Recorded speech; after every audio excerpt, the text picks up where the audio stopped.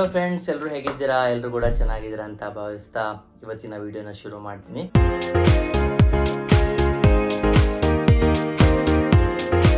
ಈಗಾಗಲೇ ನಿಮಗೆ ಗೊತ್ತಿರೋ ಹಾಗೆ ನಾವು ಎಲ್ಲರೂ ಕೂಡ ದುಬೈ ಟ್ರಿಪ್ಗೆ ಹೋಗೋಕ್ಕೆ ಪ್ಲ್ಯಾನ್ ಮಾಡ್ತಾ ಇದ್ವಿ. ಆದರೆ ದುಬೈ ಟ್ರಿಪ್ಗೆ ಹೋಗಬೇಕಾದ್ರೆ ಒಂದಷ್ಟು ವೀಡಿಯೋಗಳನ್ನು ಮಾಡಬೇಕು, ಯೂಟ್ಯೂಬ್ ವೀಡಿಯೋಗಳನ್ನು ಮಾಡಬೇಕು ಅಂತ ಸಾಕಷ್ಟು ಪ್ಲ್ಯಾನ್ಗಳನ್ನು ಮಾಡ್ಕೊಂಡಿದ್ದೀನಿ.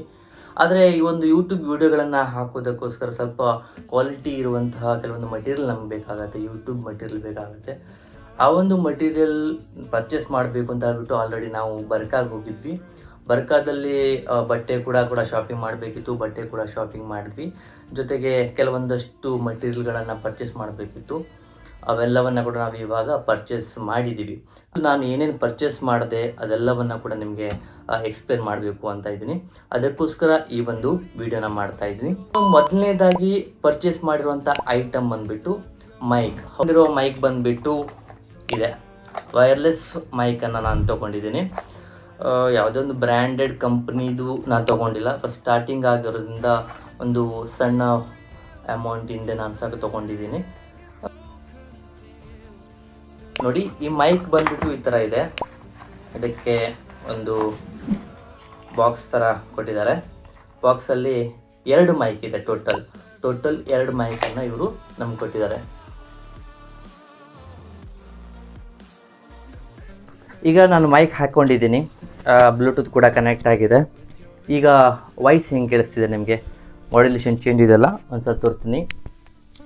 ಸ್ವಲ್ಪ ದೂರದಲ್ಲಿ ಇಟ್ಕೊಂಡು ಮಾತಾಡ್ತೀನಿ. ಮತ್ತು ಇದೊಂದು ಮೈಕ್ ನನ್ನ ಬಾಯಿ ಹತ್ರ ಇಟ್ಬಿಟ್ಟು ಮಾತಾಡ್ತೀನಿ. ವಾಯ್ಸಲ್ಲಿ ಸ್ವಲ್ಪ ಡಿಫ್ರೆನ್ಸಿಯೇಷನ್ ಕಾಣಿಸ್ತಾ ಇದೆಯಲ್ವ, ಇದಕ್ಕೋಸ್ಕರ ನಾನು ಮೈಕ್ ತೊಗೊಂಡಿದ್ದು. ಇದು ಬಂದುಬಿಟ್ಟು ನಾನು ಒಟ್ಟು 10 ರಿಯಾಲ್ ದುಡ್ಡು ಕೊಟ್ಟು ಈ ಒಂದು ಮೈಕನ್ನು ಪರ್ಚೇಸ್ ಮಾಡಿದ್ದೀನಿ. 10 ರಿಯಾಲ್ ಅಂದರೆ ಸರಿಸುಮಾರು 2200 ರೂಪಾಯಿ ಆಗ್ಬೋದು.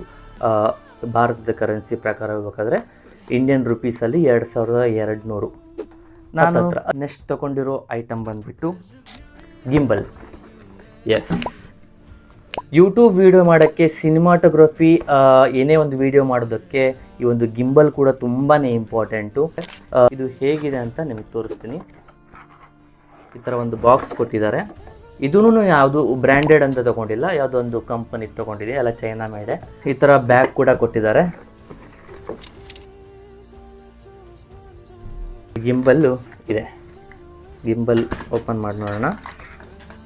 ಒಂದು ಗಿಂಬಲ್ ಕೊಟ್ಟಿದ್ದಾರೆ, ಜೊತೆಗೆ ಒಂದು ಕೇಬಲ್ಲು, ನಾವು ಚಾರ್ಜಿಂಗ್ ಮಾಡೋಕ್ಕೋಸ್ಕರ ಕೇಬಲ್ಲು, ಮತ್ತು ಸ್ಟ್ಯಾಂಡ್ ಕೂಡ ಕೊಟ್ಟಿದ್ದಾರೆ. ಗಿಂಬಲ್ ಅಷ್ಟೊಂದು ಕರೆಕ್ಟಾಗಿ ಯೂಸ್ ಮಾಡೋಕ್ಕೆ ಬರಲ್ಲ, ಬಟ್ ಅಂಗಡಿಯಲ್ಲಿ ನಂಗೆ ಸ್ವಲ್ಪ ತೋರಿಸ್ಕೊಟ್ರು ಯಾವ ಥರ ಯೂಸ್ ಮಾಡೋದು ಅಂತ ಹೇಳ್ಬಿಟ್ಟು. ಬಟ್ ನಾವು ರಿಯಲ್ಲಾಗಿ ಟ್ರೈ ಮಾಡಬೇಕು. ಅದು ಮೊಬೈಲ್ ಹಾಕಿದರೆ ಮಾತ್ರ ವರ್ಕ್ ಆಗುತ್ತೆ. ಮೊಬೈಲ್ ಹಾಕಿ ನೋಡೋಣ. ಗಿಂಬಲ್ನ ನೋಡೋದಾದರೆ ಹೇಗಿದೆ ಅನ್ನೋದನ್ನು ನೋಡಿ. ನಾನು ಇವಾಗ ಆನ್ ಮಾಡ್ತೀನಿ. ಇಲ್ಲೇ ನಮಗೆ ಇಲ್ಲಿ ಆನ್ ಬಟನ್ ಕೂಡ ಇದೆ. ಆ್ಯಕ್ಚುಲಿ ಮೊಬೈಲ್ ಹಾಕೋದ್ರಿಂದ ಈ ಒಂದು ಗಿಂಬಲ್ ಸ್ಟಾರ್ಟ್ ಆಗುತ್ತೆ ಅನಿಸುತ್ತೆ. ಆನ್ ಮಾಡ್ತೀನಿ ನೋಡಿ. ಎಸ್, ಈ ಆನ್ ಮಾಡೋದು ಕೂಡ ಬಟನ್ ಕೂಡ ಇದೆ. ಈ ಒಂದು ಬಟನ್ನ ಮೂಮೆಂಟ್ ಮಾಡ್ಬೋದು. ಮೂಮೆಂಟ್ ಮಾಡೋದ್ರಿಂದ ನಾವು ಯಾವ ಸೈಡ್ ಬೇಕಾದರೂ ತಿರ್ಸ್ಬೋದು. ಲೈಕ್ ತೋರಿಸ್ತೀನಿ. ಇಲ್ಲಿ ಲೆಫ್ಟ್ ಸೈಡ್ ಬೇಕಾದ್ರೆ ಲೆಫ್ಟ್ ಸೈಡ್, ರೈಟ್ ಸೈಡ್ ಬೇಕಾದ್ರೆ ರೈಟ್ ಸೈಡ್, ಹೀಗೆ ನಾವು 360 ಆ್ಯಂಗಲ್ಲೂ ಕೂಡ ಈ ಒಂದು ಶೂಟ್ ಕೂಡ ಮಾಡ್ಬೋದು. ಏನೇ ವೀಡಿಯೋಗಳನ್ನು ತೆಗೆಯೋದ್ರಿದ್ರೆ ಆ ವೀಡಿಯೋಗಳು ಶೇಕ್ ಆಗೋಲ್ಲ. ಇಲ್ಲಿ ನೀಟಾಗಿ ವೀಡಿಯೋಗಳನ್ನು ನಾವು ಕ್ಯಾಪ್ಚರ್ ಮಾಡ್ಬೋದು. ಈ ಒಂದು ಗಿಂಬಲ್ಗೆ ನಾನು ಕೊಟ್ಟಿರುವಂತಹ ಪ್ರೈಸ್ ಬಂದುಬಿಟ್ಟು 20 ರಿಯಾಲ್. 20 ರಿಯಾಲ್ ಅಂದರೆ ಸರಿ ಸುಮಾರು ನಿಮಗೆ 4,000-4,500 ಆಗ್ಬೋದೇನೋ.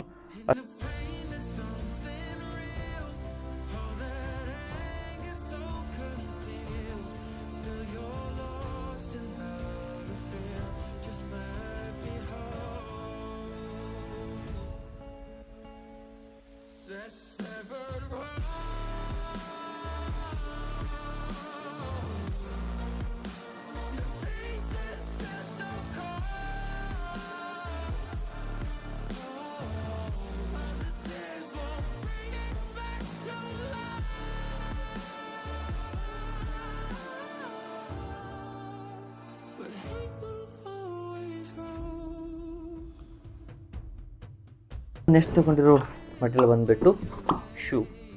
ನಾನು ಒಂದು ಒಳ್ಳೆ ಶೂ ತೊಗೊಂಡೆ. ಶೂನ ಪ್ರೈಸ್ ಬಂದುಬಿಟ್ಟು 7.5 ರಿಯಾಲ್ ಅಂದರೆ ಸರಿ ಸುಮಾರು ನಿಮಗೆ 1,500 1,700 ಅದರ ಮಿಡ್ಲಲ್ಲಿ ಬರುತ್ತೆ. ಅಷ್ಟು ಪ್ರೈಸ್ನ ಈ ಒಂದು ಶೂಗೆ ಕೊಟ್ಟೆ.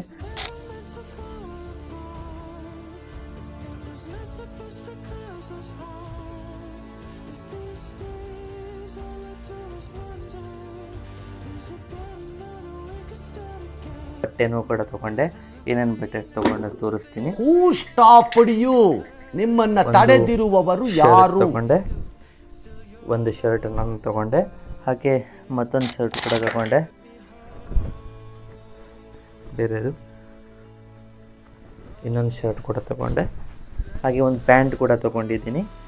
ಜೊತೆಗೆ ಒಂದಷ್ಟು ಒಂದು 4 ಶರ್ಟ್ ತಗೊಂಡೆ, 4 ಶರ್ಟು, ಒಂದು ಪ್ಯಾಂಟ್ ತೊಗೊಂಡಿದ್ದೀನಿ.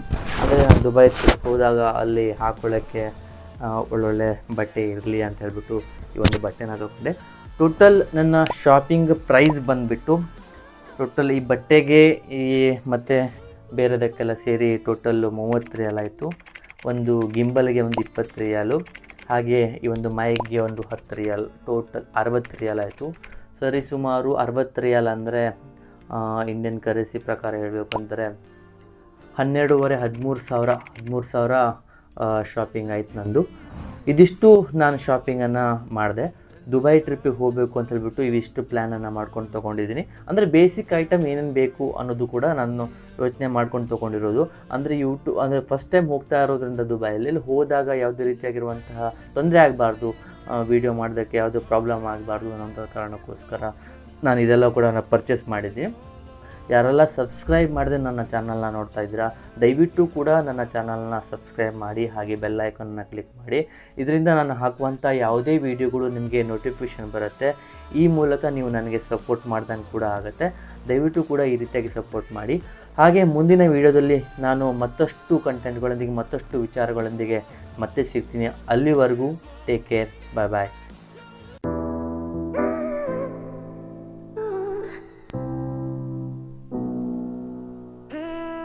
ಸುಮಾರು ಜನ ನನ್ನ ಯೂಟ್ಯೂಬ್ ಚಾನಲ್ ನೋಡಿದವರು, ನನ್ನ ಯೂಟ್ಯೂಬ್ ವೀಡಿಯೋಗಳನ್ನು ನೋಡಿದಂತಹ ಸುಮಾರು ಜನ ವೀಕ್ಷಕರು ನನಗೆ ಹೇಳಿದರು, ಮೈಕನ್ನು ಹಾಕ್ಕೊಳ್ಳಿ, ನಿಮ್ಮ ವಾಯ್ಸ್ ಬಂದುಬಿಟ್ಟು ಬಫರ್ ಆಗುತ್ತೆ, ಲೌಡಾಗಿ ಕೇಳಿಸುತ್ತೆ, ಬ್ಯಾಕ್ಗ್ರೌಂಡ್ ವಾಯ್ಸ್ ಜಾಸ್ತಿ ಕೇಳಿಸುತ್ತೆ, ಹಾಗಾಗಿ ಈ ಮೈಕನ್ನು ಹಾಕ್ಕೊಳ್ಳಿ ಅಂತ ಹೇಳಿಬಿಟ್ಟು ಸಾಕಷ್ಟು ಜನ ಹೇಳಿದರು.